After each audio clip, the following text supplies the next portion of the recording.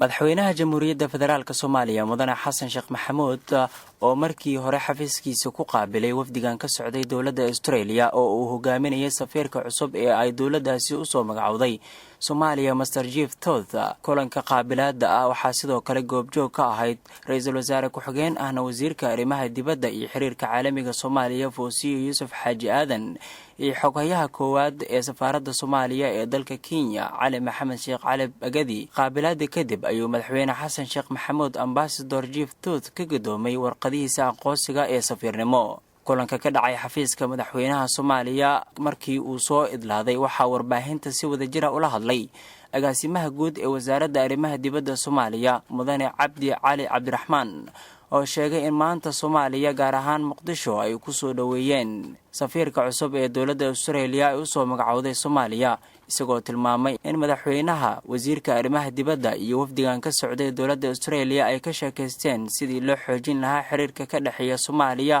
iyo Australia isla markaana loo ballaarin lahaa caawimaadda dalka Australia ugu talagalay Soomaaliya dowladda Australia ay soo magacowday dowladda Soomaaliya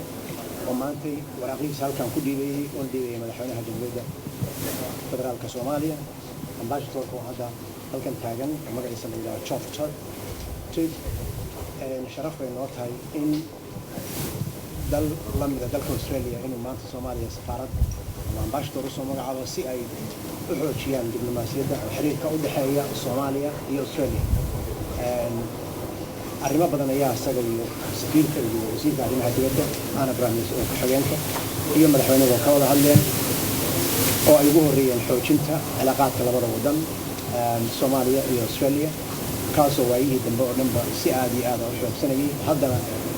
kor loo qaaday oo la gaarsiiyay heer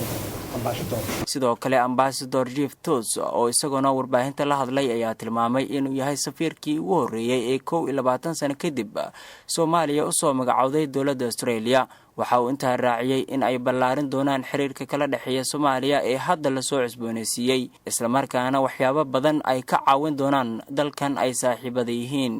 Thank you very much. It was my great honor today to present my credentials to the President.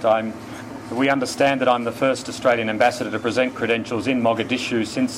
the early 1980s. This is an honor for me, but it is also a great sign of the strong relationship that Australia has with Somalia. This relationship is built on history, but it's also built on the increasing people-to-people ties we have. We have a large and growing community of Somalians in Australia that are proving great ambassadors for Somalia. They are businessmen, they are working in academia, in all sorts of areas. And we are delighted that they're becoming part of Australia's society, but they're also continuing to contribute here. So the President and I had a very good discussion this afternoon about ways that Australia can continue to assist in Somalia. We've already been working for many, many years in humanitarian areas, in